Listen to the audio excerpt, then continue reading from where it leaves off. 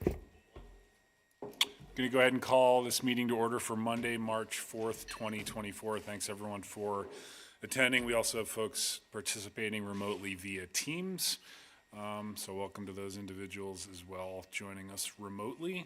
Got to get my mouse to work here. We will start with our Pledge of Allegiance. Mallory, would you mind leading us this evening? Pledge allegiance to the flag of the United States of America, the republic for which it stands, one nation, under God, indivisible, liberty and justice for all. Thanks very much, Mallory. We will move to communications from the public. We do have 2 public hearings advertised for this evening, so if you are here to speak on items 6A or 6B, just please wait until I call those hearings. Otherwise, if you have anything to bring to the attention of the council, now would be your opportunity. Name and address for the record, please. Nathan. Nathan Dugan, 937 Kalispell Avenue, President of Shelter WF. We got the opportunity to go down to Austin, Texas earlier this week. No, last week. It's all been a blur for YIMBY Town 2024. Yes, in my backyard, the opposite of NIMBYs. There's a big old group from Montana down there. A lot of people from Missoula. I think it was just me and Mal and Jake, our lobbyist, that were down there, but then probably 12 people from Missoula. So the movement for building more housing and building more affordable housing in Montana is alive and well. There's a group in Bozeman currently forming as well. Unaffiliated with us, you know, they're doing it on their own. And so we're kind of reaching a pivotal point, I think, where you can be on the right side of these policies, which is, you know, supporting building more housing and more affordable housing, or on the wrong side of these policies where we throw up roadblocks left and right. And I think that's kind of important to keep in mind. Not speaking to the agenda item that's coming up here in the future, but just speaking generally, you know, we see things that come through in maybe some of our highest density residential zones that are way underbuilt for the moment. And that's something to consider when somebody comes up here and asks for some additional, maybe some additional density somewhere else, where that may not meet the zoning, is that we have to compensate for that sort of thing somewhere. And to the comment that was made at the end of the work session, those 8 condos or whatever that are $1.8 million, I don't think they'd be $1.8 million if they were 80 condos or 80 apartments instead of 8. So something to consider. Thanks. Thanks, Nathan. Mallory. Mallory Phillips, Shelter WF. I just wanted to make a quick comment about affordability and something to think about. When we were in YIMBY Town, we met up with a group from Jackson, Wyoming, who we actually formed as in a model of, and we were talking to them, and currently in Jackson, Wyoming, it costs $600,000 to subsidize 1 unit, and if we don't change things, if we continue to do the status quo in Whitefish, we are on our way to having 1 unit of affordable housing cost $600,000 in subsidies. So it's just something to keep in mind. Thank you. Thank you. Richard.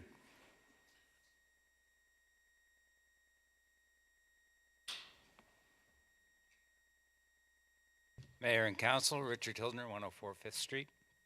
This evening, on behalf of Flathead Families for Responsible Growth, with respect to item number 7 on the agenda, the Trailview project, and FFRG fully supports the request of the Northwest Community Foundation to purchase the land under the 3 Trailview homes in the amount of $90,000, and we agree fully with the recommendations of staff and encourage you to move forward with that. Thanks, Richard. Rebecca. Rebecca Norton, 530 Scott Avenue. I'm standing as a citizen because I wanted to bring awareness to Long COVID Awareness Day, which is March 15th. It'll be almost exactly 4 years since I contracted my first infection from COVID. And at the time, I didn't realize that I had developed a new disease. And so people across the country and around the world are trying to bring awareness that COVID isn't just an acute infection, it's also a disease process that can go into your body. It's primarily a vascular disease, so it goes into your blood system, and then goes into the organs and can start to damage the organs. And so no part of your body is left untouched. There are over 200 symptoms that people have documented, the survivors, but it is still a dangerous disease. Over 5,000 people died in the US last year from long COVID.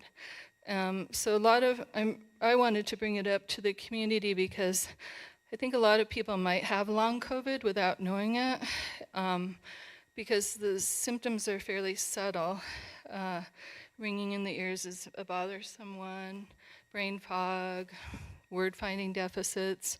My first year was really hard because I had it and there was nobody identifying that it was even a possibility to have COVID go long. We know now that it persists in the body in some people. Some people have a genetic predisposition to it. Some people have immune problems that make them more susceptible to keep it. The viral load goes higher in your body, and there's still no cure for it. But I wanted people to remember that people are still dying of COVID. People are still going long every day. It affects all ages, from infants all the way to older people. And most post-viral syndromes take 3 to 5 years to recover from. So you can recover, but you might experience permanent organ damage if you don't catch things in time. So I'm just doing this as a public outreach because I think it was pretty much the hardest thing I've ever lived through, and I'm glad to be here. And just wanted people to know, if you feel like you have long COVID, please speak to your doctor about it, because there are ways to help now. Right, thank you. Thanks, Rebecca. Further public comment this evening? Any volunteer board reports? How about the council? Not seeing any. We'll move on to our consent agenda. You have the minutes from the February 20th, 2024 regular meeting. Can I have a motion, please? I would move to approve the consent agenda as presented. Is there a second? Second. Seconded by Councilor Davis. Further discussion? All those in favor, please raise your hand. Those opposed, like sign, and that's unanimous. Michelle, which brings us to item 7, communications from Dave Taylor, our Planning and Building Director. Item 7A, consideration of a request from Northwest Montana Community Land Trust to facilitate the purchase of 3 Trailview, excuse me, I skipped the public hearings. It's being a little, Brain fog, brain fog. maybe I have though. Duh, it's contagious, apparently. We'll move on to item 6A, consideration of a request from IO3 LLC for a preliminary plat to develop 9 townhomes on 2.5 acres located at 2041 River Lakes Parkway. The property is zoned WR4, which is a WPUD, high-density multifamily residential district with a PUD overlay. Wendy. All right, so before you have 2 separate actions. I'm just going to talk about them all at the same time, but we will need 2 separate motions for these items. So you folks may recall, back in 2018, the City Council approved Ordinance 1823, which was an amendment to Ordinance 99-9, which was the implementing zoning for part of the Lakes neighborhood, that asked that as development took place in this lot, the springs, and then the storm pond was also part of that PUD, that future development would come forward with a PUD. But in the intervening years, between 1999 and 2018, we substantially changed the PUD ordinance. I think back in 99, it was sort of a site planning tool. But then it became you have to provide 30% open space, community benefits. It really changed in the type of tool it was. So it made more sense to change that to a conditional use permit, so it still maintained the public participation process and was more of a site development tool. So that was the ordinance. That's why you're seeing both a CUP tonight and a PUD, or in a preliminary plat. So after we made this adjustment, the applicant did get approval for a conditional use permit and a subdivision for 9 townhomes. So the project you're seeing is exactly the same. None of the rules that impact this particular project have changed since 2019. But the city did, after the project got approved, the city did get into a lawsuit with the neighbors But then in 2021, the Montana Supreme Court ruled in favor of the city, and Angie can talk more in depth about the details of that lawsuit. But in the intervening years, the application expired, and so that's why you're seeing this project again before you. So again, a conditional use permit and a preliminary plat. So it's a 9-lot subdivision for townhouses. It's three 2-unit townhomes and 1 3-unit on 2.5 acres.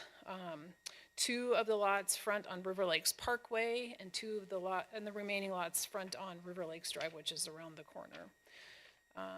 Again, the conditional use permit is required because of that ordinance that we passed back in 2018. So I'll review this UP1 first and then the PUD. So the site's undeveloped, zone WR4 with a PUD overlay. It is surrounded by residential uses, Smithfields to the south, the stormwater facility to the west, which is also a city park.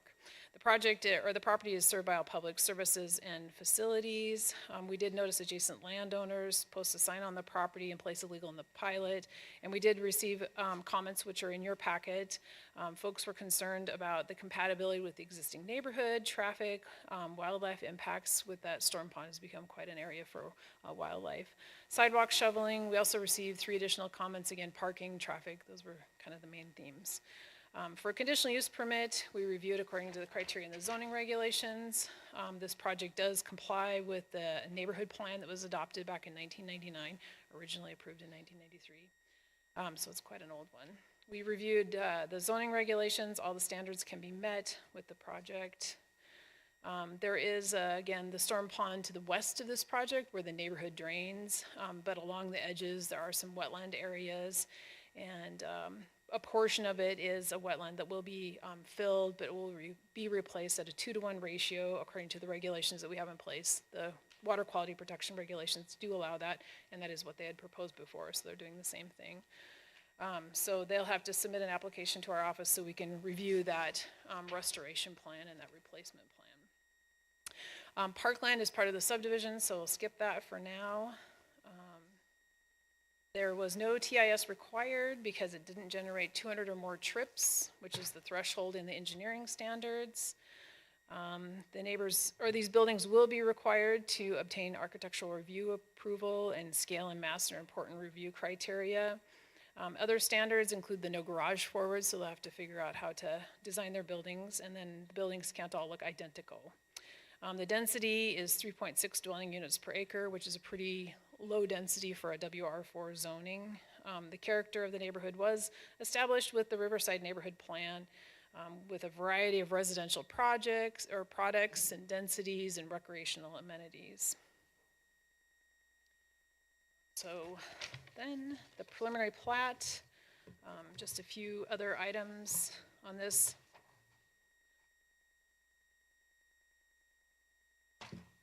So the preliminary drainage, they're proposing to discharge stormwater into that existing storm pond. The plan will be, of course, reviewed by the engineering department and meet all of our current standards. Additionally, they've asked for data to accompany the plan showing that the pond has adequate capacity to take on this additional runoff. Water and sewer are in the streets, so there's access for that. The streets have all been improved, so there's no frontage improvements required with this particular project. According to the subdivision regulations, they'd have to provide 0.19 acres of parkland dedication, and they're proposing to set aside 0.75, kind of all the property that's sort of surrounding the lots. And they're proposing to dedicate it to the city, so it'll just be added on to that park that's already there. The applicant did go to the park board in September, and the park board agreed to that. So that is one of the recommended conditions.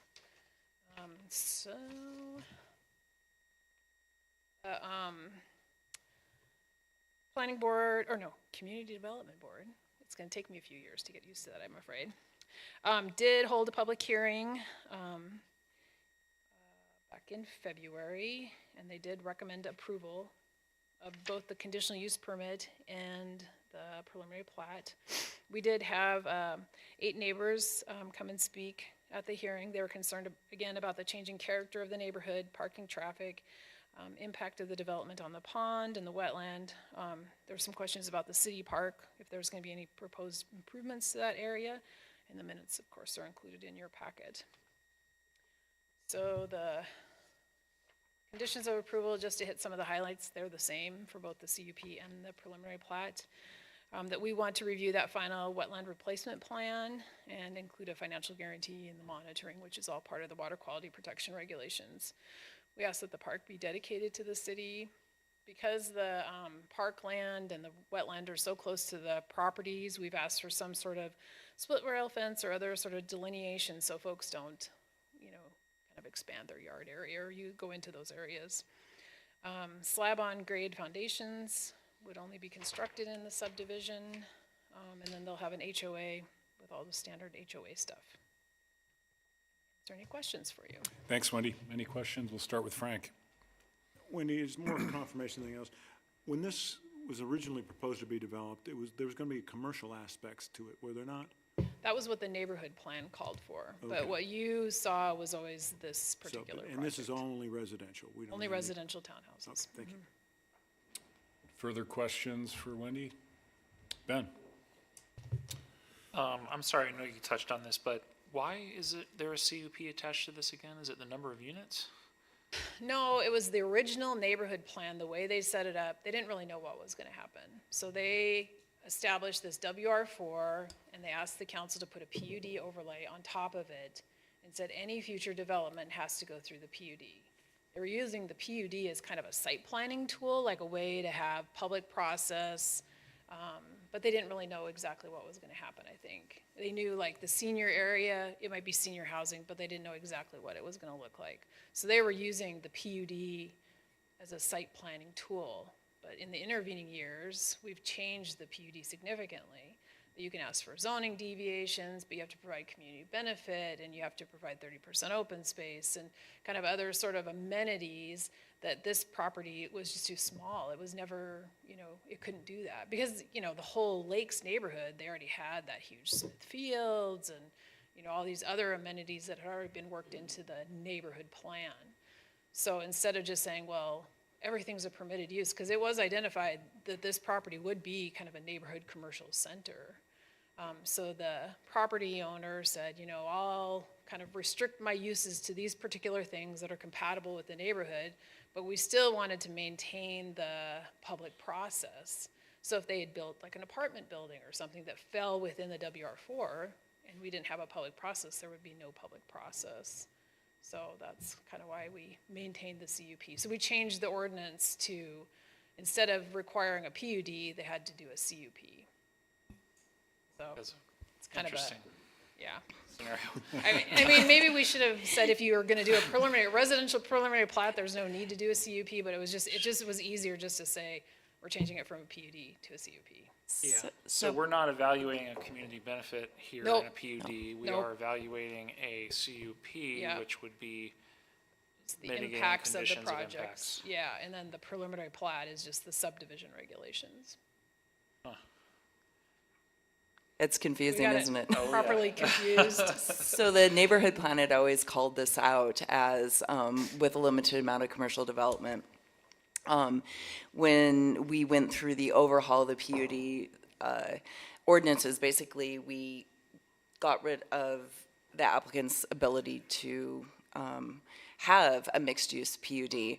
So to preserve that kind of vested interest that was always called for in the growth policy, we changed the ordinance to allow him to go through a CUP, so he's still going through a public process to get input into commercial development, which I understand there's none now. But that was actually what was challenged in district court and at the Montana Supreme Court, and did preserve, ruled in favor of both the city and the applicant with respect to their claims of spot zoning and some strange claims about how this was not cohesive with the zoning district. So it's basically a way to preserve his right, which was back in 1999, to do some sort of development with this, but still have some public input. And it's been very confusing and some strange court stuff. But Yeah, definitely.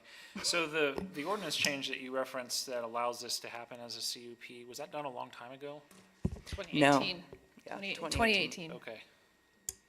The 1999 ordinance is the one that established that they had to go through a PUD process and identified this as a neighborhood commercial area. Right. Because you used to be able to do like 10% commercial in a residential PUD. And that's what this property was the 10%. But the underlying zoning is R4, But the and the underlying- project as presented would generally be allowed under R4. By right, okay. And I was wondering I was not here back then, so I was wondering if there's a Cliff Notes version of the lawsuit thing? I mean, what, How much time you got, Ben? not much.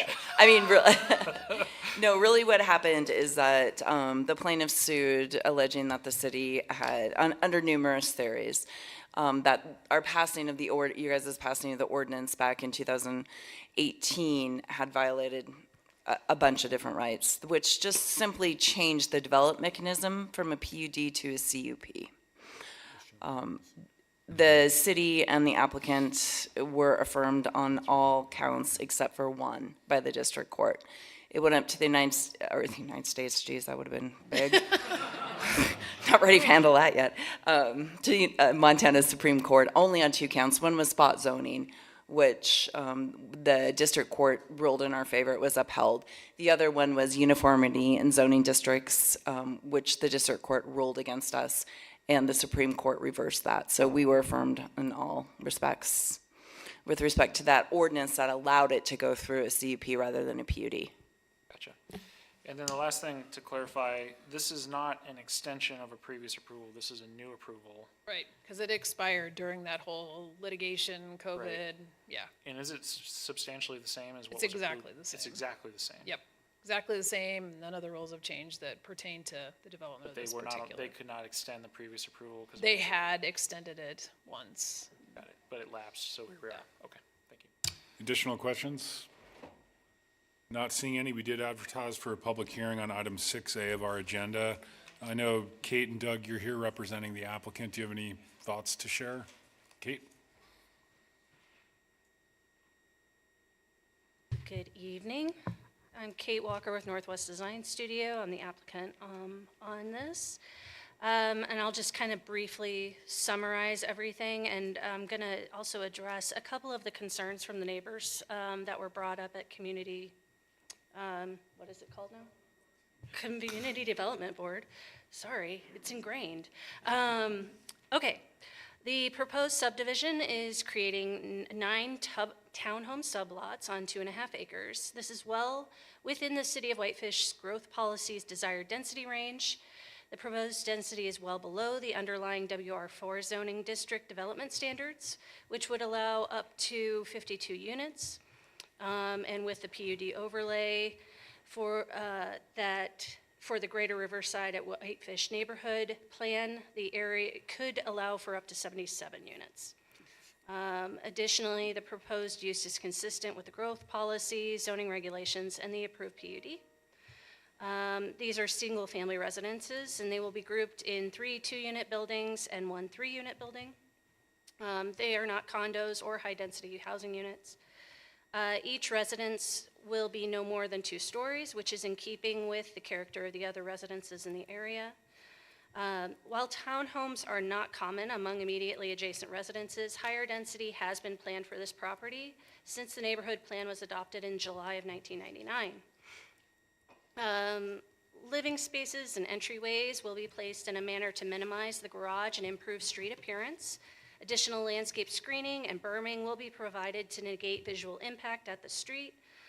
This project has been previously presented at Architectural Review Board on a preliminary level, and the buildings are in keeping with the standards required by the City of Whitefish. Shared access drives are proposed and coordinated directly with Whitefish Public Works to limit entry and exit points on River Lakes Parkway and River Lakes Drive at an estimated 90 trips per day. This proposal is significantly below the threshold of 200 trips, requiring a traffic impact study.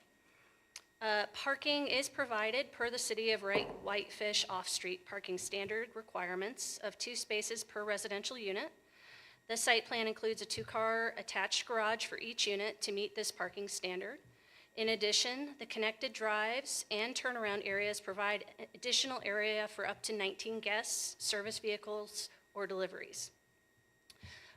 While we empathize with the surrounding community regarding traffic concerns concurrent with game days at Smith Fields, the proposed project has no reasonable impact on day-to-day parking overflow. The proposed development is supported by the city's existing services for fire, police, and emergency response.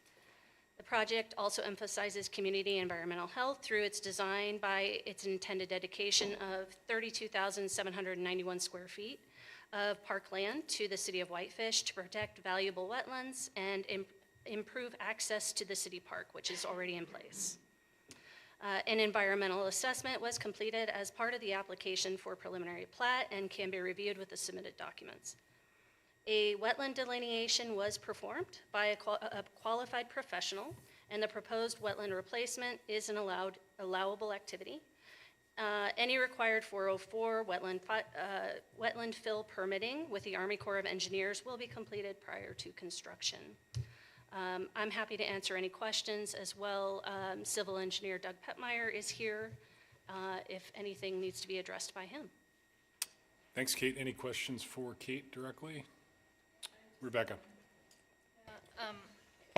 In the staff report, it says the pond predates the lakes, the development of the lakes, and was likely a wetland in the past. So how does it work when we allow a wetland, a historic wetland, to be filled and then mitigated?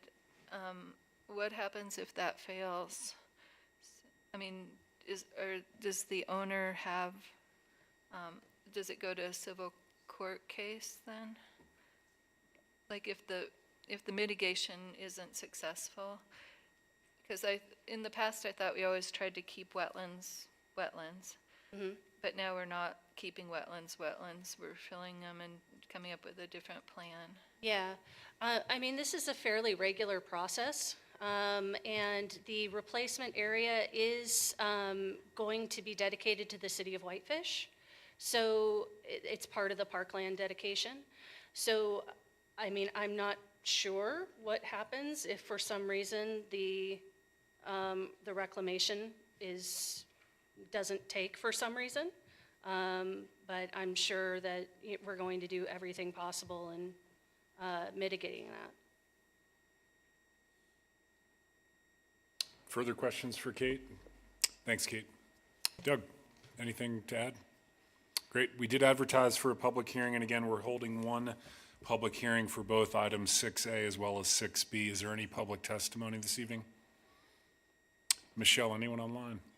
I'm going to go ahead and close the public hearing and turn it back to the council for a motion preferably. Frank. Silence is deadly.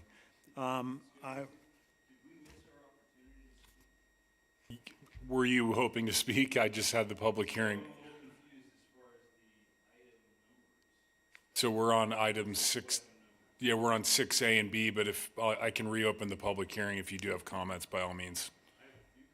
Just approach the podium, please, and just your name and address for the record. No problem. Sorry, I moved.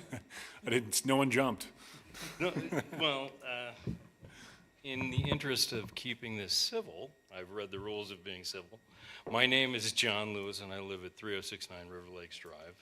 We live in the neighborhood adjoining the proposed project. One of my letters has been included, so I won't rehash the usual stuff that's in the letters. You guys have had time to review all that stuff. So what I'd like to point out is a couple of things. I mean, all the T's seem to be crossed and the I's seem to be dotted here, and it all looks very, very nice on paper. But in reality, I don't see how we're going to have improved access to any parks.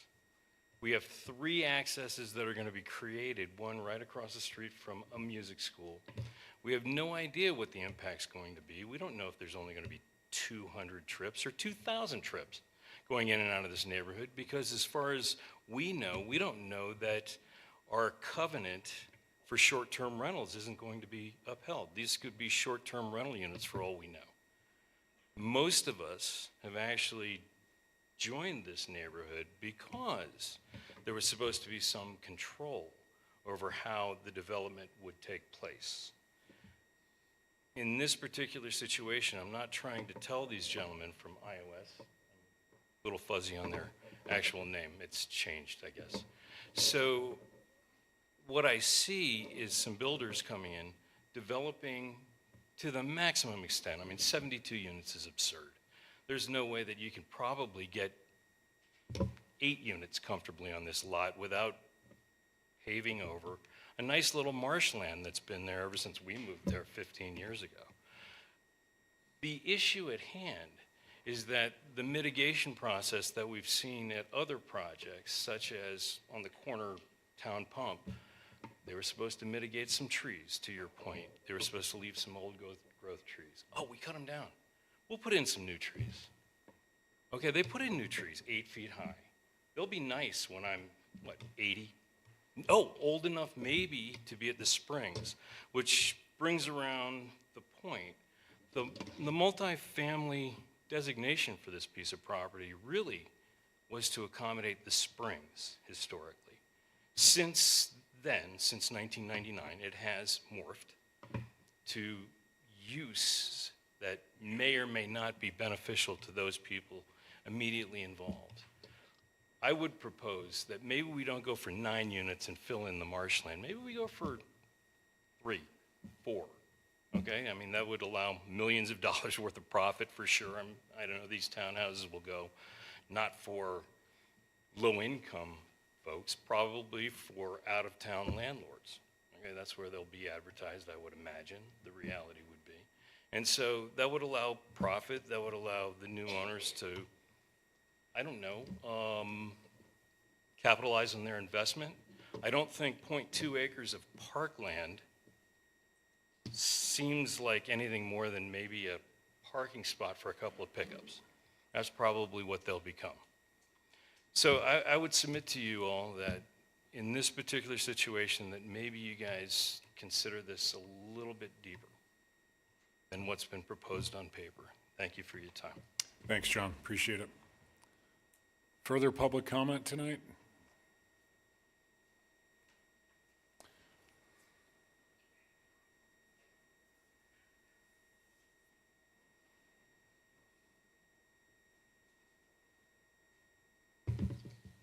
My name is Mary Collins. I live at 3002 River Lakes Drive, directly next to this proposed development. I'll try to keep it brief. I did not have the ability to submit a letter to the council or you, the mayor. I intend to, and I'll put all of this in a letter. I have many questions, and also many concerns that I think have already been pretty clearly addressed at the previous public hearing, and I just want to reiterate everything John just spoke to. I'm just going to read what I have written, and I'll try not to take too much time to do that. And I do have lots of questions too that I'm not a developer, I'm not a lawyer, I don't understand the CUP and the PUD and all of the zoning things that were decided in 1999 before all of this area was even developed. But anyway, there are several reasons why I believe this conditional use permit should be denied. First and foremost, this undeveloped wetland exists inside the lake subdivision of single-family homes. It's proposed to develop 1 residential lot and build 9 townhomes upon it. That is high-density housing. This is inappropriate for use for a single lot, a 2-acre lot. My home is on a 1-acre lot. This lot next to me was for sale for $300,000. I think it was $310,000 when this developer purchased it. It wasn't purchased in 1999 when the CUP and the PUD and all that confusing pre-development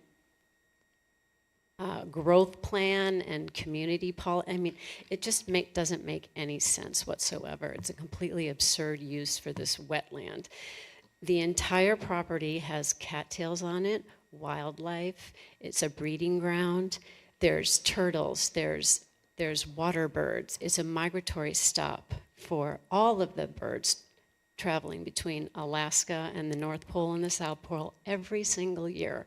It will completely destroy the integrity of what I feel the city of Whitefish should be protecting. We should be protecting wetlands. We should be protecting the open spaces and developing in a way that makes sense and that is reasonable and for everyone's benefit, not just a single developer from out of state who plans to put 9 townhomes on a 2-acre parcel. And I agree with John also that it's very confusing and it might look very good on paper, but there are so many more things to consider than simply what appears to, I've lived in Whitefish for 20 years, it just appears to be a very, very pro-development attitude. And I looked at the city website, and it was the Community Development Committee, which was the previous hearing, and they have 3 priorities. The first is to plan the city's growth. But I forget the second one, but the third one was to protect the environment and the integrity of Whitefish and where we live. I just don't think that this kind of development belongs on this tiny, tiny lot. And especially since the plan was developed in 1999, I don't know the processes for reviewing such a plan in 2024. Now that we have Smith Fields, the North Valley Music School is going to be there. Honestly, this should be it should be redesignated as a school zone because we have preschoolers, we have grade schoolers, we have middle schoolers, and we have high schoolers. And then we have the adult leagues that come in for soccer, baseball, lacrosse, all of the sporting events that take place at Smith Fields. There's a giant park there already that's designated. It's a city park.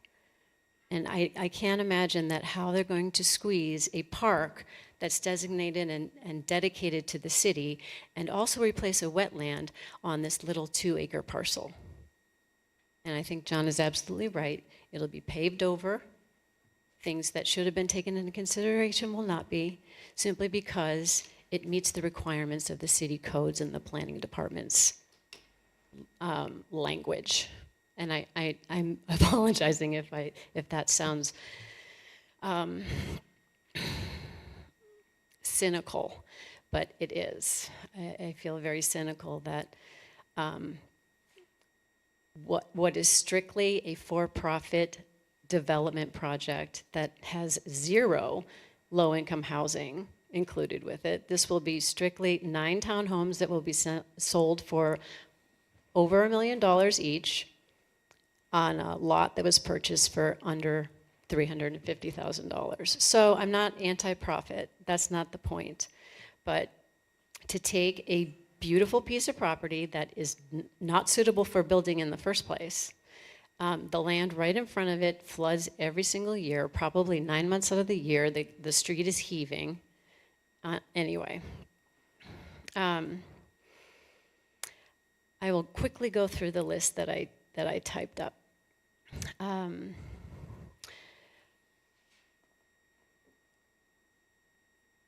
Actually, I think I'll just put it in writing and submit it to the city instead of taking your time here. Thank you very much. Thanks, Mary. Appreciate your comments. Further public testimony on this item, on either item? Further public comment? Not seeing any. I will, for the second time, close the public hearing and turn it back to the council, preferably for a motion one way or another. Mr. Mayor, I will move to approve the request from IO3 LLC for a preliminary plat, and then I'll make another motion for the CUP. Is there a second to the motion? I'll second. Seconded by Councilor Fury. Further discussion? All those in favor, please raise your hand. Those opposed, like sign, and that does carry unanimously. Frank? I would move to approve a request from IOC3 LLC for a conditional use permit to develop 9 townhomes. Is there a second to the motion? I'll second. Seconded by Councilor Fury. Would you like to speak to that motion? I would, and I really feel for Mary and your neighbors, and this was private property.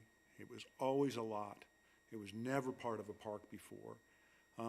When that neighborhood was developed, it was always going to be developed into something.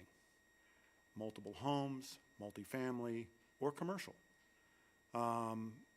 That's the way it was set up. I think that this development on this particular piece of property, under the circumstances, is, other than undeveloped, is probably the best that you could possibly expect to fit into your neighborhood and be consistent with it, is the reason I'm supporting it. And I appreciate the loss of the views and the loss of that open space, but it was always, always private property and never part of the park. Further comments? Rebecca? I was actually on the planning board when this came through during that time, and so it was really confusing at that time because there was a commercial use planned at that site, and so I don't blame the neighbors to being upset because it's a beautiful site, but we also have to allow the person that owns the property to develop it according to our standards. So we do have water quality standards, so hopefully the pond wetland will be mitigated appropriately. We also have tree standards. Someone mentioned a tree that they were worried about being taken out. So one of the good things about our town is we have a lot of oversight about what we build, and that it does add value to a neighborhood, doesn't detract from a neighborhood. So I'm voting for it because I do believe that after going to the Supreme Court, the owner has the right to develop within our policies. So hopefully it turns out great. Further comments? All those in favor, please raise your hand. Those opposed, like sign, and that motion does carry unanimously. Thanks, everyone, for attending this evening. Now we will move on to item 7, communications from our planning and building director. Item 7A, consideration of a request from Northwest Montana Community Land Trust to facilitate the purchase of 3 Trailview homes. And Luke is here to present on behalf of the city. Good evening, Mayor and Council. Luke Spondwell, I'm the housing planner for City of Whitefish. As you're probably all aware, the Trailview project has been under development for a number of years now. Back in June of 2018, City Council approved the preliminary plat and planned unit development for a total of 58 single-family homes on the property at the corner of Monaghan and Vorman Roads. A number of changes have taken place to the planned unit development and the agreements to do with that project. Most recently, the kind of current proposal is that 50% of the units have purchase restrictions based on income, and then 10 units are being sold at market rate. As you also may recall, back in late 2023, the Northwest Montana Community Land Trust successfully purchased the land under 2 of these Trailview homes, 2 of which that had just been restricted to local occupancy, so these were not income restricted at the time, and offered them for sale at below market prices. The process that the land trust uses is obviously to buy the land under the home, and putting that in trust, separating that from the purchase of the improvement or the house on the property. Subsequent home buyers are then just purchasing the home. It's a much cheaper kind of investment, allowing people at lower AMI ranges to be able to afford a for-sale single-family product. So once again, the land trust is being presented with the opportunity this time for 3 additional homes purchased in the Trailview neighborhood, and would like to offer them for sale at the 80% to 120% AMI range, using the same process and procedure that was done in 2023. One home, that'd be 611 Trailview, is being resold, and 2 of the other ones, 303 and 307, are brand new. They're just expected to complete construction in just the coming few months. The land trust is in the process of raising a total of $260,000 to complete the transaction. The request to the city today is to provide $90,000 from the Affordable Housing Fund to facilitate the transaction. That is, just for your knowledge, about 35% what we would be contributing to the total project budget. Once the land trust secures the total amount, the city would facilitate removal of the current deed restrictions, as the land trust would then add the ground lease, which would preserve the affordability of the home. That ground lease that's being proposed here is once again, the same that was used back in November. And there is a table included in the staff report on page 283 that kind of goes over the general differences, the critical ones being highlighted, but kind of the overall big idea is that it is what we see as a benefit because it is price restricting homes that were not previously price restricted. We're taking homes that were just simply locals housing or being a primary residence and actually adding a price restriction on there. Most of the other differences are generally just specific to the land trust without really any significant impact to the city, and overall are very supportive. In terms of a financial requirement, as I mentioned, this is a $90,000 ask from the Affordable Housing Fund. A table is provided in the staff report on page 284, reflecting the fact that we expect to have a total of $504,710 in the fund for this fiscal year. A number of projects have either been approved or are currently pending, one of them being Alpenglow 2, which we discussed earlier at the work session. So the total of $90,000 would leave approximately $9,710 remaining, which city manager is comfortable with. I did want to make the same note I made earlier that the ADU incentive program reimbursement costs shown in your staff report of $5,000 should actually be $6,000, and that would reduce the total left to about $8,710. Once again, Dana is very comfortable with that. Staff does support the proposal here. Is once again, we are increasing the affordability of these homes. This is a great project. Trail is very, very successful. And this would allow a much lower percent AMI owner to be able to buy a property in Whitefish and at a very excellent location.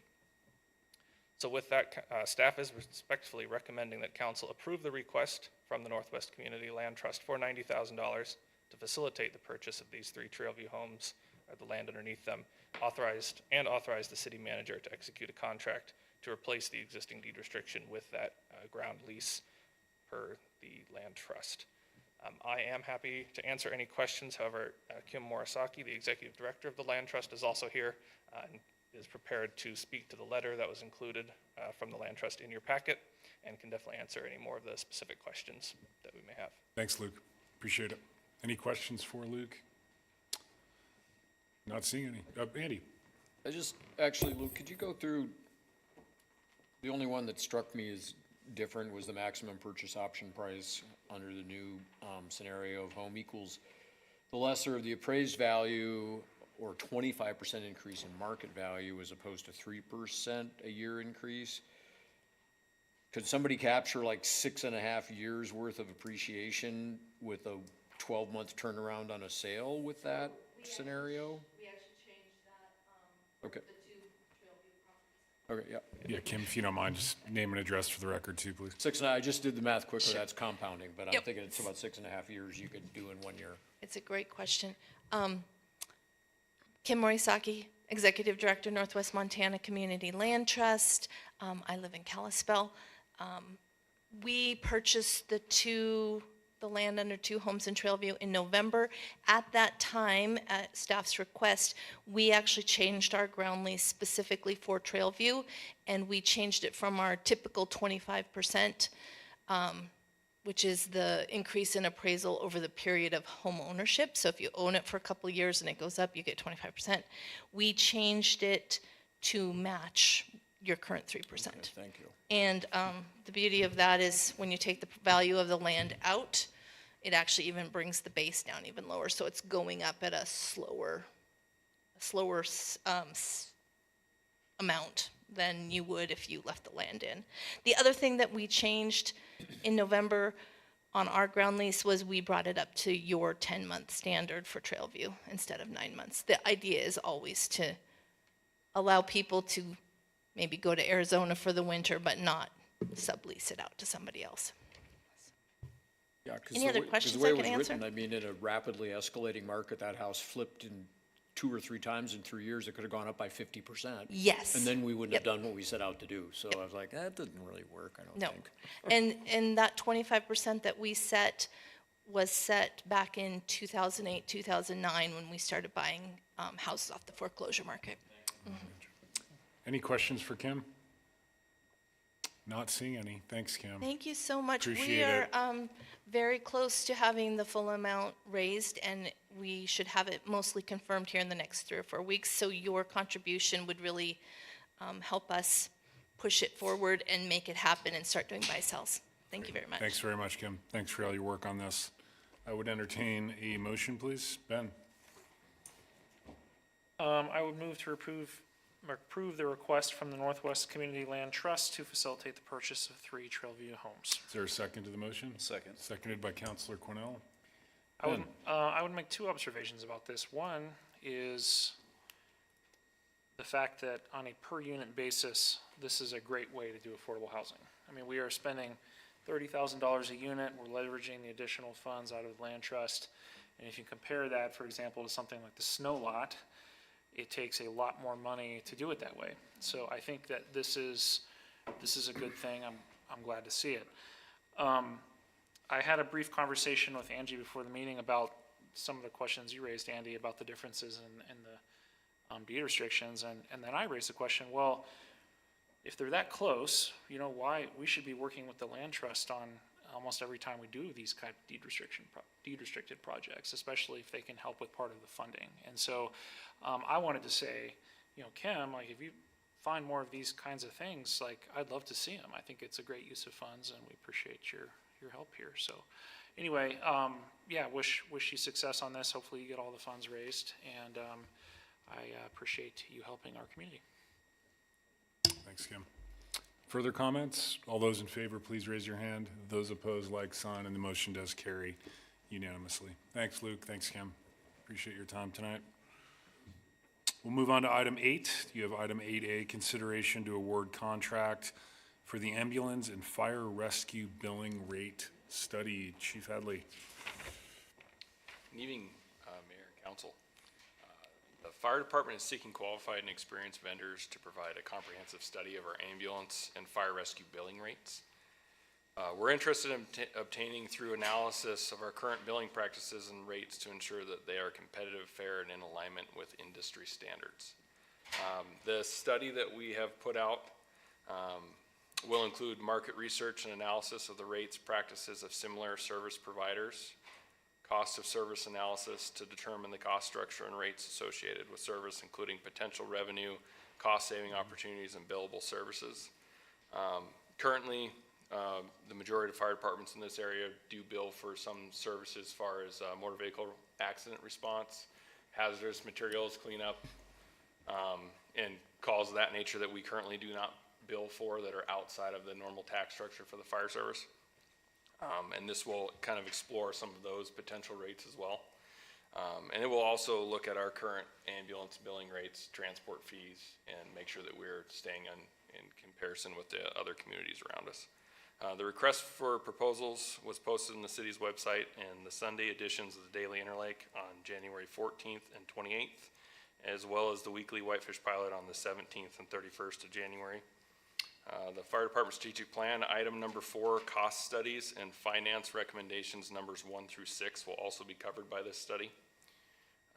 We received 2 proposals, one from Baker Tilly Municipal Advisors and one from Matrix Consulting Group. The interview committee included myself, Public Works Director Craig Workman, and Administrative Assistant to the Fire Department Maria Albertson. Both firms were interviewed on their proposal and approach and qualifications on Friday, February 23rd.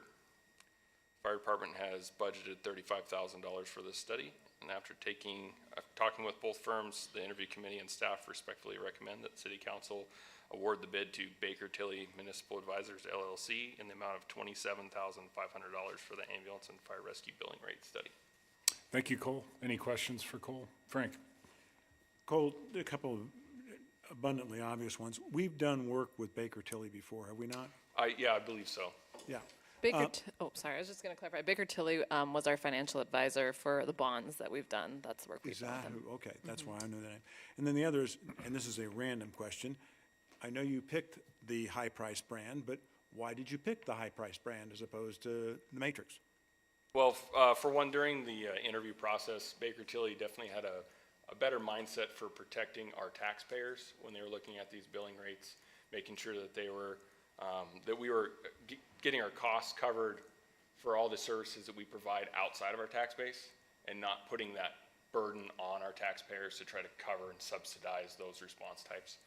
That was probably the largest thing that they brought to the table that we thought was really beneficial. Plus, their proposal was more professional, and there was just a good rapport with that company versus the other. Okay, great, thanks. Rebecca? Could you just explain to the public how far out you go with the emergency response? Because I think a lot of people have no idea how much responsibility you have. Right now, we have approximately 90 square miles as our primary emergency response, plus we do travel further out for mutual aid as well, as far as into Glacier National Park, going to the Sun Road, Eureka, into Kalispell, Evergreen.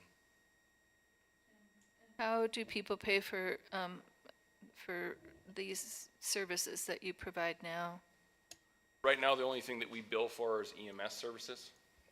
So if you were transported by the ambulance, your insurance provider or yourself will receive a bill for that transport and the mileage. But no other rescue services, motor vehicle accident services, hazardous materials cleanup, none of that is currently being billed for. Further questions? I would entertain a motion, please. Rebecca? Make a motion to award the bid of $27,500 to Baker Tilly Municipal Advisors LLC for the ambulance and fire rescue billing rate study. Thank you, Rebecca. Is it I second it. seconded by Giuseppe? Further discussion? All those in favor, please raise your hand. Those opposed, like sign, and that passes unanimously as well, Michelle. Thanks, Cole. We'll move on to item 9A. We need to review and consider the annual 2023 impact fee report, which is on page 290 of the packet. Laney. Good evening, Mayor and council members. As informed by the City of Whitefish Municipal Code, an annual report of the impact fee funds is prepared by the Finance Director to report on revenues and expenditures for each of the funds.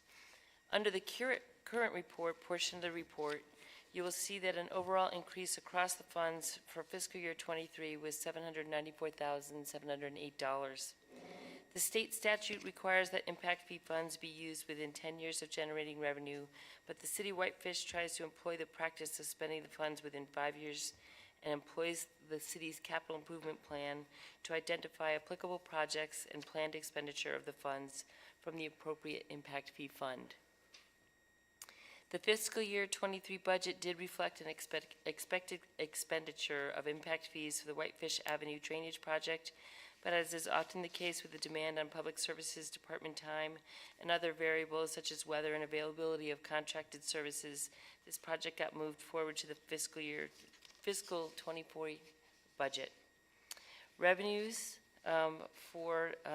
reported in the report show that impact fees funds are collected to address new growth of the city and the demand that new growth imposes on the services and infrastructure that the city must provide to accommodate the new growth. Impact fees are collected from new construction and remodels that expand the number of dwellings or usable square footage space. In addition, water and wastewater impact fees are collected based on new connections to the system. The first table on page 2 reflects total revenues for paved trails, park building maintenance, emergency services center, city hall, and stormwater for each of the last 6 fiscal years, and total revenues collected since the program's implementation in 2008.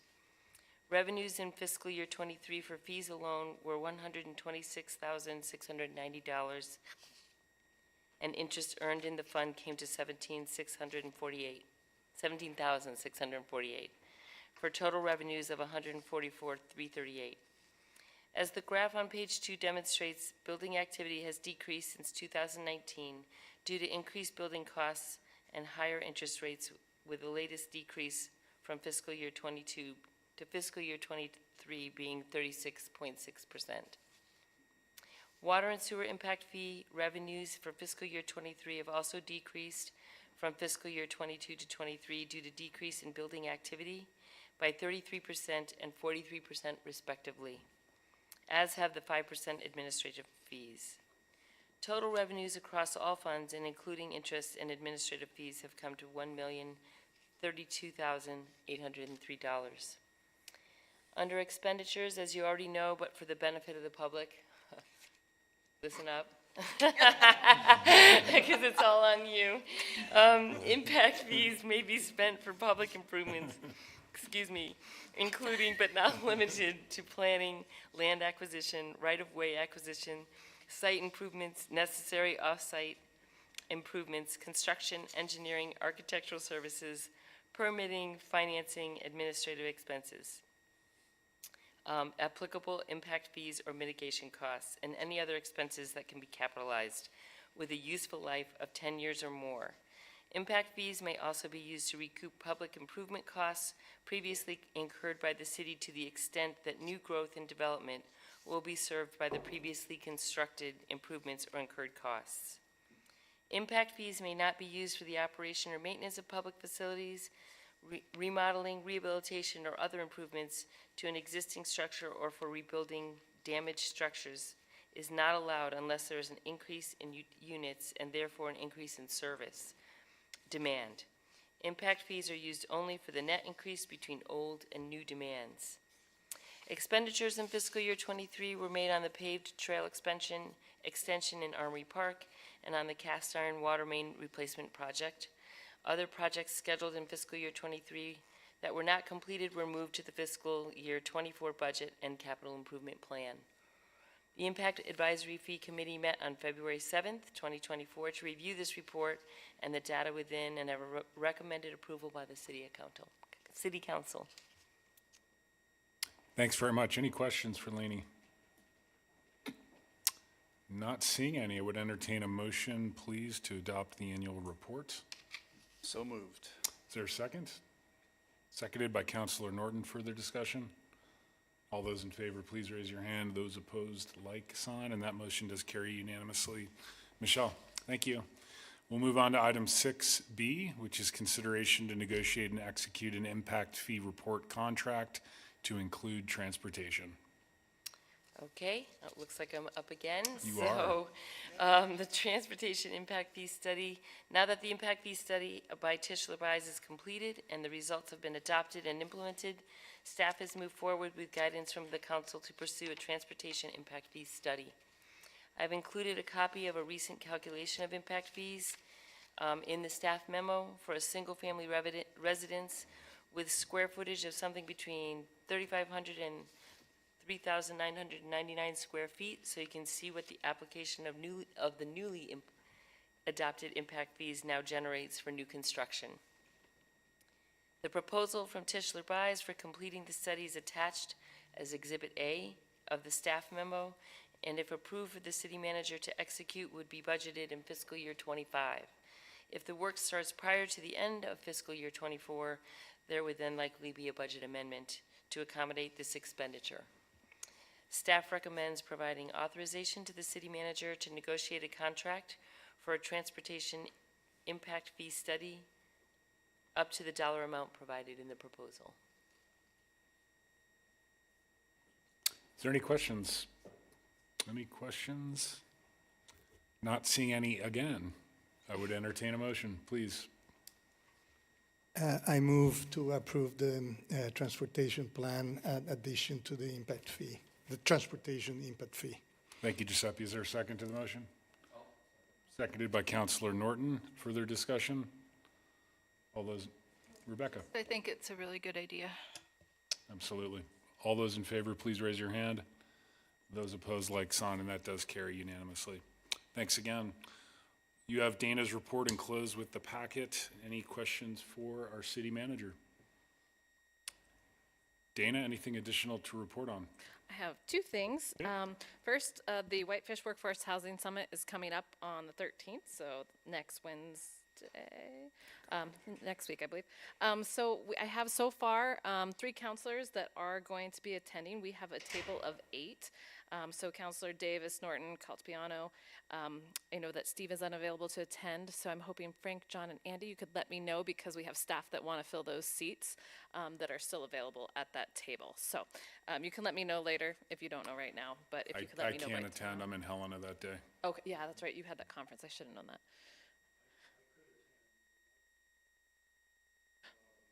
No, we will pay the $25 for any staff member who can't sit at that table. We can pay $25 to register for the event, so that's not a problem. So if you want to be there, you guys just get the first bite at the seats. So, yep, okay, we'll plan for you to be there. Andy, any thoughts? I Or have are a you there? meeting out of town one day next And week is that that? no one will commit to, and once that's done, which is hopefully tomorrow, because it's either gonna be the 12th or the 13th. Okay. So I haven't been able to say, so. We can always register you too, so if you want to Okay. let me know, we'll make sure we get you a seat if you want one, so, okay, perfect. And then the other item, since we have you all in one room, is the retreat. Coming up with dates is difficult. The lodge is available the 4th, and thanks to Michelle for getting all this information for me.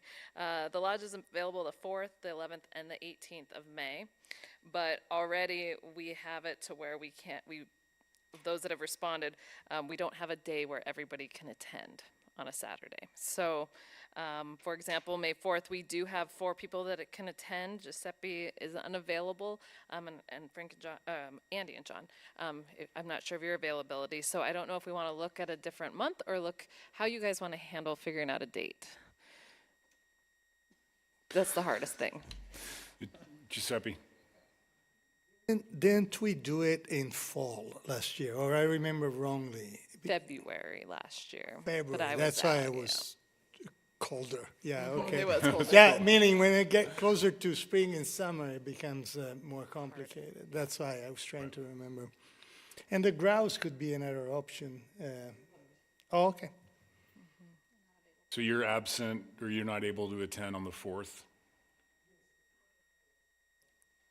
That is correct, that's a date. How about the 11th and 18th?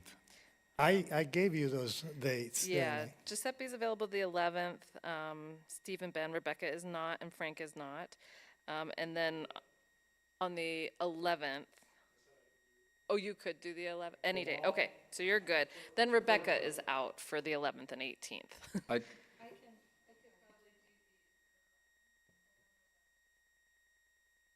Can everyone do the 11th? no. No, you can't, no. Okay.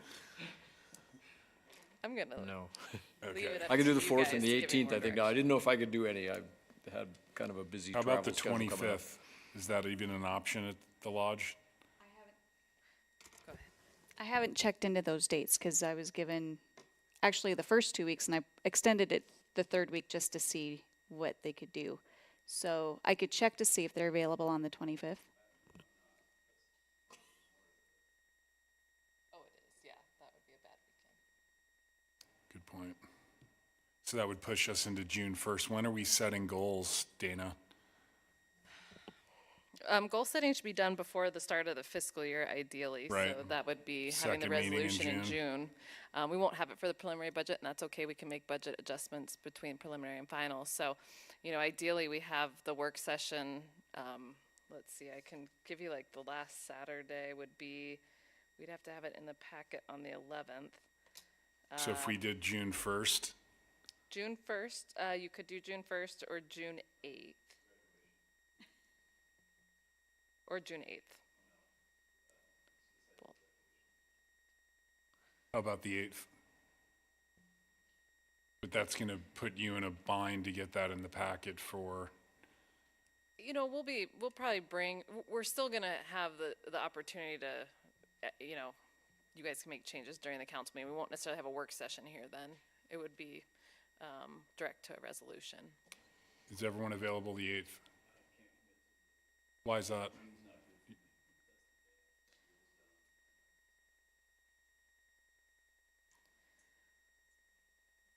What about 2 evenings, like 4 hours each, where we, instead of doing an all-day thing, we just did 2 evenings?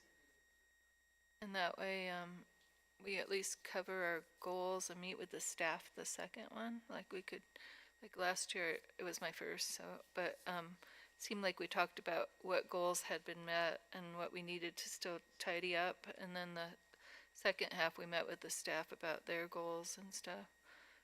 I mean, I'm fine with that. I think the only thing will be like trying to figure out what kind of location, you know, those type of things are a little harder to book a room probably at the lodge for 2 nights in a row or. I mean, if, I don't know, I do not know that it has to be a retreat, but we could even do 2 p.m. till 6 p.m. twice in these chambers. Unless we really want to go to an hotel.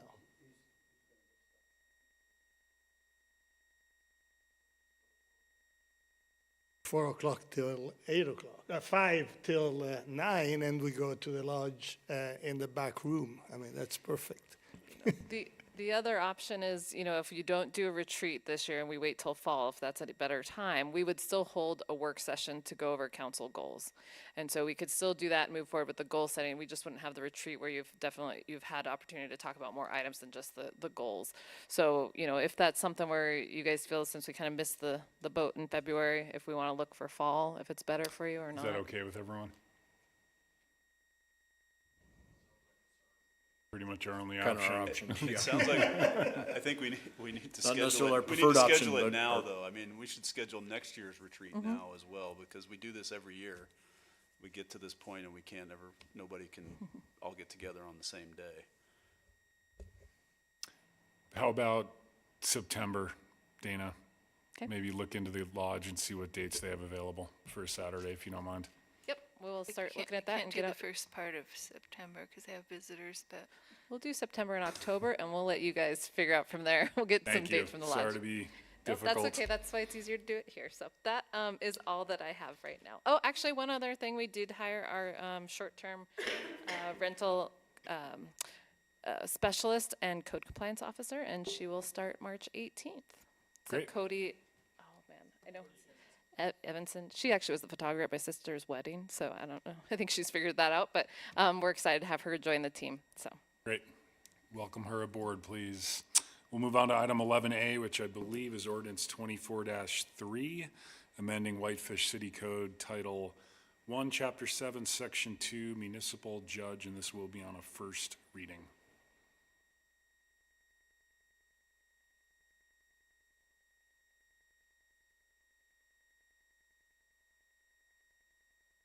Dana, is this for you? This is, well, we weren't doing presentations, sorry. This was asked to be put on the consent agenda, which you guys were okay with, but because it's an ordinance, we felt that it should be under, just put it under city council so that you guys consider it. This is the ordinance that would adjust the means by which the municipal court judge is paid. And then you also have a resolution following that sets her current pay that you had change immediately at the last work session. So it's just putting that into a resolution format. Great. Thanks, Dana. Can I have a motion to that effect? Yeah, I move to approve the ordinance as cited. Thank you. Is there a second to the motion? I'll second. Seconded by Councilor Fury. Further discussion? All those in favor, please raise your hand. Those opposed, like sign, and that's unanimous. And Michelle? now I move to approve the resolution as cited. 24-13. Thank you, Mayor. You're welcome. Is there a second to the motion? I'll second again.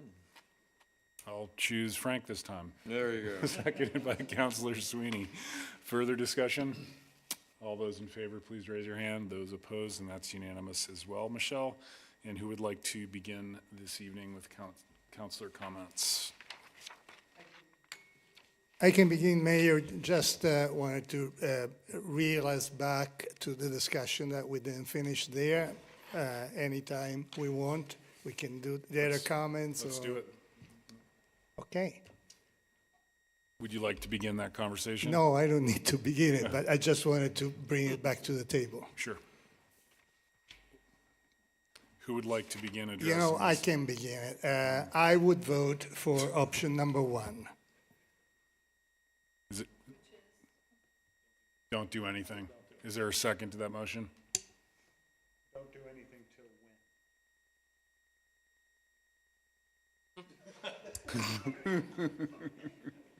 That was not the spirit of the report. The report Yeah. said to, go ahead, Angie. Oh, yeah. Sure.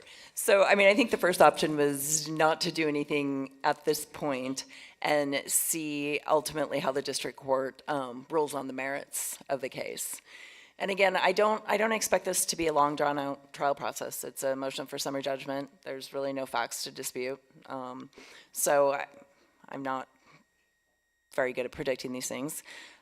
Courts have come down much quicker than I thought they have, and they've come down much, much slower than I thought they have. So, I think you're looking at the end of the year, maybe a year. So I think the first option is just to ride it out and see what the court ultimately does with the Maid lawsuit. You did express some interest in, no matter how the merits go at the district court, of filing an amicus brief, which I'm fully on board with. I think that's a very appropriate time to get involved in that lawsuit. I'm not saying don't get involved. I'm just saying maybe we should think about when we're getting involved. So I think the first option is just to wait and see how it's determined on its merits. Steve?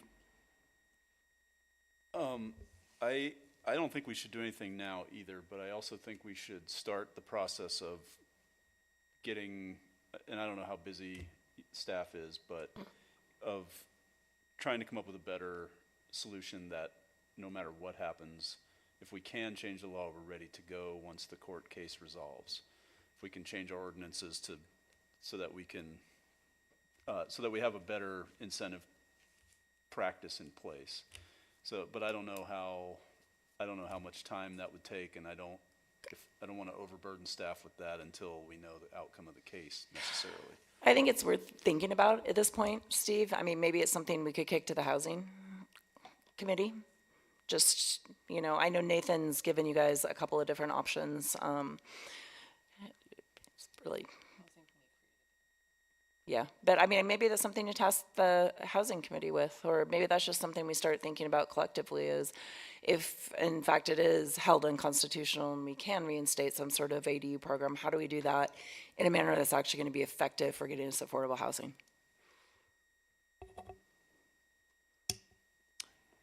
Rebecca, then Ben. I'm not comfortable waiting to do something because I think it's not right that we had to accept a law that takes away our own program, because the law that we've adopted does not incentivize local housing. And it also puts a burden on the people that live here to pay for impact fees for someone else's property with no community benefit. So I understand Angie's busy and she's the attorney, but I also feel like we should take some kind of stance instead of just waiting a year, because like what Frank said in our work session, I do think there is damages to the people that live in our town if we have to accept something that we would never have ever created, which we are forced to do because this law was forced on us through not an equitable public process either, because it died in committee and then got blasted through the legislature with no public input. So I don't know, but I feel like we should be more proactive in protecting our town and local control. Thanks, Rebecca. Ben? I would second Giuseppe's motion. It's still on the table, right? No, Frank seconded. Oh, Frank seconded it. Okay, sorry, I missed that. You did not second. I apologize. Oh, I thought you did not make a motion. Do you want to rephrase that as a motion, Giuseppe? I will rephrase it. Mr. Mayor, I move to proceed with option 1 per the city attorney's report. Thank you, Giuseppe. Is there a second to that motion? I'll second it. I'd like to speak. Seconded by Councilor Davis. Ben? I mean, look, my opinion on this has not changed. I think I've stated up here before, but I do not think the state level zoning stuff is bad. I don't like it. I think our ordinance was better, but I also think in a practical sense right now, they're just not that different. Like, there's not that many ADUs being built right now. We've had one of the local rental ADUs, as we saw earlier, and I think that's just a function of where the market is at the moment. It'll be different in the future. But this court case resolves in a year or less, possibly according to our city attorney. It's gonna, I think the emergency ordinance sounds very difficult legally, and when Angie says she's uncomfortable with it, I don't like doing it. And the alternative takes months to do. It takes a lot of staff time, and I can think of several things that would be more impactful for the community, for the staff to do than revise this and then revise it again in a couple months. And so, in my opinion, it's just not a battle worth fighting right now, and I would just as soon see what the outcome of the case is and then move forward in the best way possible. And I hope that the case upholds the fact that the communities should determine their own zoning, and I think we should revisit this ordinance that we have and continue to make it better as we do all ordinances in this town. So that would be my preference. Thank you, Ben. Further comments on the motion? All those in favor, please raise your hand. Those opposed, like sign, and the motion does carry on a 4-2 vote with Councilors Norton and Sweeney voting in opposition. And I think, Giuseppe, did you have anything else this evening? No. Thanks for bringing that forward. John, can I add something really quickly? Yes, please. I will keep you guys updated on the progress of that case. And again, I think when we get closer to a decision on the merits, you guys consider whether or not to file an amicus brief. But I mean, from a personal standpoint, I would say that's something we should take a very serious look at when it reaches the merits. I don't know that it makes sense at this point, and I guess that's just maybe my experience as an appellate attorney is telling me it's not the right time. But we'll keep you guys updated, and as we go forward, I think that's a decision you guys are gonna have to make, and I think that I totally understand Rebecca's perspective that she wants to stand up for local control as well as Ben's, and I think maybe that's when we make the most impact, is at that point. So, sorry, my 2 cents. Thanks, Angela. Steve, anything this evening?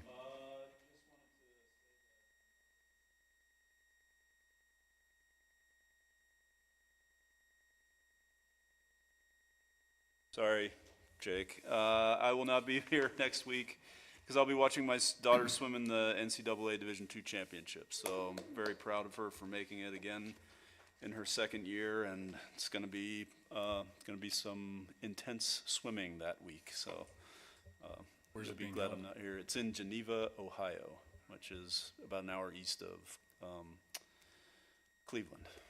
Yeah. Good luck. Yeah, thanks. Congrats. Frank? I am not, no, I did not support it. I'm not opposed to a wait-and-see approach. I am concerned, I do remain concerned that it only takes one to create a problem, and the longer this goes, we run that risk. And my only question to Angie is, if we look like we're going to end up with a series of problems, potentially, before this thing is resolved, do we have an opportunity to put a moratorium in place? Yeah, you could take a look at that, Frank. I mean, if we're seeing, ADUs all of a sudden proliferate and they're huge and they're disrupting neighborhoods, yeah, you could take a look at that, or again, you could, risk the interim. I mean, I think the moratorium would be kind of the same thing, legally is it a threat to health, welfare, safety, but if you guys are seeing that occur, which we're not right now, but if you're seeing that going forward, this isn't the end all be all. You guys can always revisit what you want to do if you're seeing it become a problem. Good, thank you. Anything further? I have nothing further. Thanks, Thank Frank. Thanks, Ange. Ben? Nothing, thank you. Rebecca?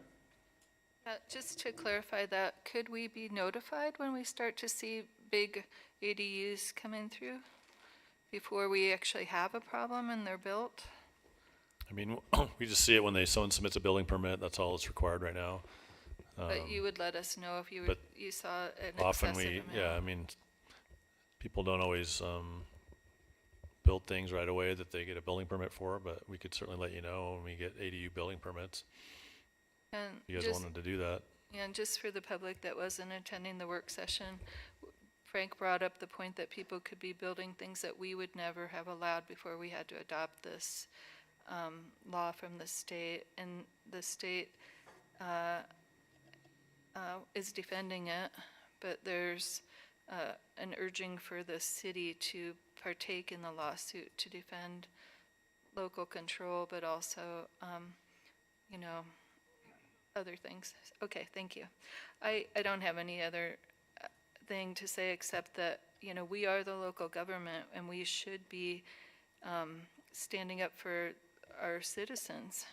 And I think, just like I think the citizens would have been shocked if the short-term rental on every single lot in Montana would have passed, they also stood against this one that did pass. And so we'll see how it goes, but I think it's worth fighting for. Thanks, Rebecca. Andy? Welcome back, Dana. We're happy to have you back. We were more than glad to share you, though, too, so. Thank you. It's been fun. And one day I'll bring the little man in so everybody can meet him. He's quite a doll. Anything further, Andy? No. How about Dana? Anything else from staff? No, thank you. All right, we are adjourned. Thanks.